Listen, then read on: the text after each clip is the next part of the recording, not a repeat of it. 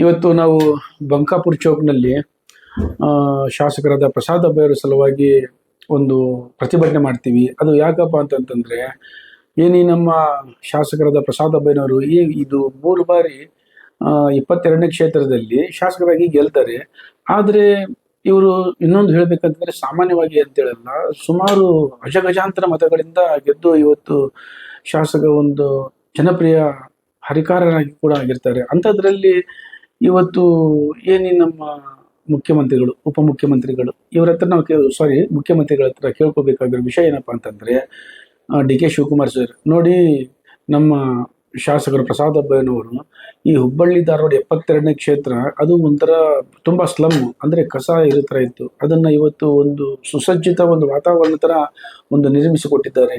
ಅದರ ಸಲುವಾಗಿ ತಾವು ಇನ್ನೊಂದು ಕೂಡ ತಮ್ಗೆ ಗೊತ್ತಾಗಬೇಕು, ಏನು ವಿಷಯ ಅಂತಂದ್ರೆ, ಈ ನಮ್ಮ ಕರ್ನಾಟಕ ರಾಜ್ಯದಲ್ಲಿ ಕಾಂಗ್ರೆಸ್ ಸರ್ಕಾರ ಕೂಡ ಬರಬೇಕು ಅಂತಂದ್ರೆ ಅಲ್ಲಿ ನಮ್ಮ ಶಾಸಕರು ಪ್ರಸಾದ್ ಅಬ್ಬಯ್ಯನವರು ಕೂಡ ಪಾತ್ರ ತುಂಬಾ ಇರುತ್ತದೆ. ಆದ್ದರಿಂದ ತಾವುಗಳು ದಯವಿಟ್ಟು ನಮ್ಮ ಶಾಸಕರಿಗೆ ಇನ್ನೊಂದು ಈ ಸಚಿವ ಸ್ಥಾನ ಕೊಟ್ಟರೆ ಮುಂದೆ ಆಗಬೇಕಾಗಿರೋ ಅಭಿವೃದ್ಧಿ ಕಾರ್ಯಗಳು ಕೂಡ ಇದಾವೆ.